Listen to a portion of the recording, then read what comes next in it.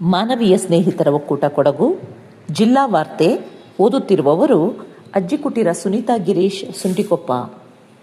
ಕೊಡಗು ಜಿಲ್ಲೆಯಲ್ಲಿ ಅನಾವೃಷ್ಟಿ ಹಾಗೂ ಅತಿವೃಷ್ಟಿಯನ್ನು ಎದುರಿಸಲು ಸಜ್ಜಾಗುವಂತೆ ಪ್ರಾಕೃತಿಕ ವಿಕೋಪ ನಿರ್ವಹಣೆಯ ಮೇಲುಸ್ತುವಾರಿ ಹಾಗೂ ಆರೋಗ್ಯ ಮತ್ತು ಕುಟುಂಬ ಕಲ್ಯಾಣ ಸಚಿವರಾದ ಯುಟಿ ಖಾದರ್ ಅಧಿಕಾರಿಗಳಿಗೆ ಸೂಚನೆ ನೀಡಿದ್ದಾರೆ.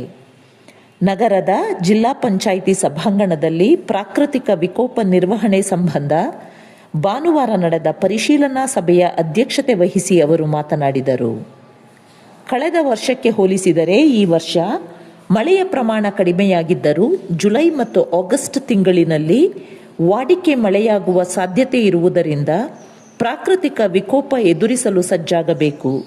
ಜೊತೆಗೆ ಎಲ್ನಿನೋ ಪರಿಣಾಮದಿಂದ ಕಡಿಮೆ ಮಳೆಯಾದಲ್ಲಿ ಅನಾವೃಷ್ಟಿಯನ್ನು ಎದುರಿಸಲು ಅಗತ್ಯ ಸಿದ್ಧತೆ ಮಾಡಿಕೊಳ್ಳುವಂತೆ ಸಚಿವರು ತಿಳಿಸಿದರು. ಸಹಕಾರ ಸಚಿವಾಲಯ ಆರಂಭಗೊಂಡು 5 ವರ್ಷಗಳು ಪೂರ್ಣಗೊಳ್ಳುತ್ತಿರುವ ಹಿನ್ನೆಲೆಯಲ್ಲಿ ಸಹಕಾರದಿಂದ ಸಮೃದ್ಧಿ ಎಂಬ ಧ್ಯೇಯದೊಂದಿಗೆ ಸಹಕಾರ ಕ್ಷೇತ್ರವು ನೀಡಿರುವ ಕೊಡುಗೆಗಳು, ಸಾಧನೆಗಳು ಹಾಗೂ ಕೈಗೊಂಡಿರುವ ಉಪಕ್ರಮಗಳನ್ನು ಜನರಿಗೆ ಪರಿಚಯಿಸುವ ಉದ್ದೇಶದಿಂದ ದೇಶದಾದ್ಯಂತ ಸಹಕಾರ ಸಪ್ತಾಹದ ಮಾದರಿಯಲ್ಲಿ ವಿವಿಧ ಕಾರ್ಯಕ್ರಮಗಳನ್ನು ಹಮ್ಮಿಕೊಳ್ಳಲಾಗಿದೆ. ಕೊಡಗು ಜಿಲ್ಲೆಯಲ್ಲಿಯೂ ಕರ್ನಾಟಕ ರಾಜ್ಯ ಸಹಕಾರ ಮಹಾಮಂಡಳಿ ಬೆಂಗಳೂರು, ಕೊಡಗು ಜಿಲ್ಲಾ ಸಹಕಾರ ಯೂನಿಯನ್ ಮಡಿಕೇರಿ, ಸಹಕಾರ ಇಲಾಖೆ ಕೊಡಗು ಜಿಲ್ಲೆ, ಬಸವನಹಳ್ಳಿ ಲ್ಯಾಂಡ್ಸ್ ನಿಗಮ, ಯಶಸ್ವಿನಿ ಯೋಜನೆ ಟ್ರಸ್ಟ್ ಬೆಂಗಳೂರು, ಸ್ಮಿತಾ ಐಕೇರ್ ಮಡಿಕೇರಿ ಹಾಗೂ ಆಶೋದಯ ಸಮಿತಿ ಮಡಿಕೇರಿ ಇವರ ಸಂಯುಕ್ತಾಶ್ರಯದಲ್ಲಿ ಉಚಿತ ಆರೋಗ್ಯ ತಪಾಸಣೆ ಹಾಗೂ ಕಣ್ಣಿನ ತಪಾಸಣೆ ಶಿಬಿರವನ್ನು ಬಸವನಹಳ್ಳಿ ಲ್ಯಾಂಡ್ಸ್ನ ಆವರಣದಲ್ಲಿ ನಡೆಸಲಾಯಿತು.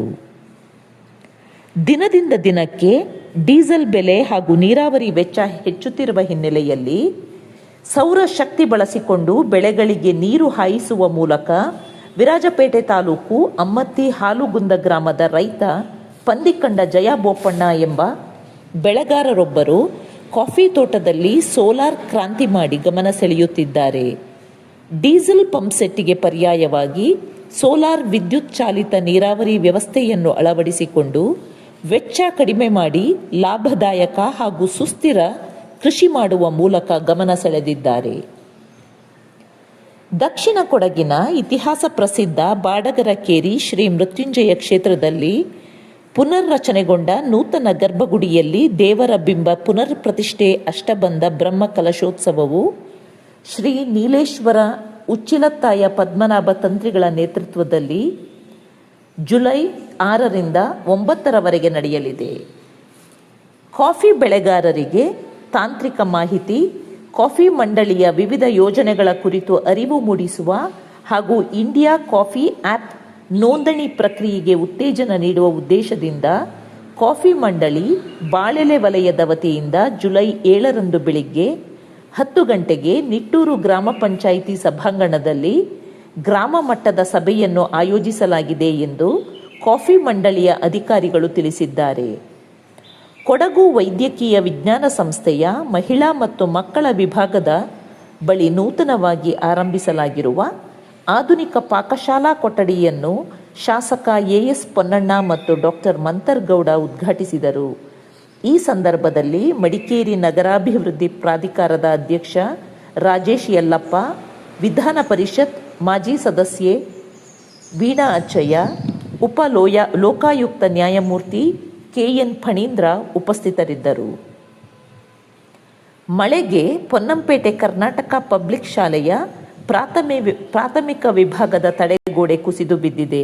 ಪರಿಣಾಮವಾಗಿ ಅದರ ಸಮೀಪದಲ್ಲೇ ನಿರ್ಮಿಸಲಾಗಿರುವ ಶೌಚಗೃಹಕ್ಕೂ ಹಾನಿ ಉಂಟಾಗಿದ್ದು, ಅದು ಕೂಡ ಯಾವುದೇ ಕ್ಷಣದಲ್ಲಿ ಕುಸಿಯುವ ಭೀತಿಯನ್ನು ಎದುರಿಸುತ್ತಿದೆ ಎಂದು ವರದಿಯಾಗಿದೆ. ಜಿಲ್ಲಾಡಳಿತ, ಜಿಲ್ಲಾ ಪಂಚಾಯಿತಿ ಹಾಗೂ ಸಮಾಜ ಕಲ್ಯಾಣ ಇಲಾಖೆ ವತಿಯಿಂದ ಇಂದು ಬೆಳಿಗ್ಗೆ 10:30 ಗಂಟೆಗೆ ಹಸಿರು ಕ್ರಾಂತಿ ಹರಿಕಾರ ಬಾಬು ಜಗಜೀವನ್ ರಾಮ್ ಅವರ 40ನೇ ಪುಣ್ಯಸ್ಮರಣೆ ಕಾರ್ಯಕ್ರಮ ಮಡಿಕೇರಿ ತಾಲೂಕು ಪಂಚಾಯಿತಿ ಸಭಾಂಗಣದಲ್ಲಿ ಜಿಲ್ಲಾಧಿಕಾರಿ ಎಸ್.ಜೆ. ಸೋಮಶೇಖರ್ ಅವರ ಅಧ್ಯಕ್ಷತೆಯಲ್ಲಿ ನಡೆಸಲಾಯಿತು. ಪ್ರವಾಸೋದ್ಯಮ ಇಲಾಖೆಯ ವತಿಯಿಂದ 2025-26ನೇ ಸಾಲಿನಲ್ಲಿ SC, SP ಮತ್ತು TSP ಯೋಜನೆ ಅಡಿಯಲ್ಲಿ ಪರಿಶಿಷ್ಟ ಜಾತಿ ಹಾಗೂ ಪರಿಶಿಷ್ಟ ಪಂಗಡದ ಸಣ್ಣ ಉದ್ಯಮಿದಾರರನ್ನು ಉತ್ತೇಜಿಸಲು 1 ತಿಂಗಳ ಕೌಶಲ್ಯಾಭಿವೃದ್ಧಿ ತರಬೇತಿಯನ್ನು ನೀಡಲು ಹಾಗೂ ತರಬೇತಿ ಪಡೆದ ಅಭ್ಯರ್ಥಿಗಳಿಗೆ ಪ್ರವಾಸಿ ತಾಣದಲ್ಲಿ ಮೊಬೈಲ್ ಕ್ಯಾಂಟೀನ್ ವಾಹನವನ್ನು ಖರೀದಿಸಲು ಸಹಾಯ ನೀಡಲು ಉದ್ದೇಶಿಸಲಾಗಿದೆ.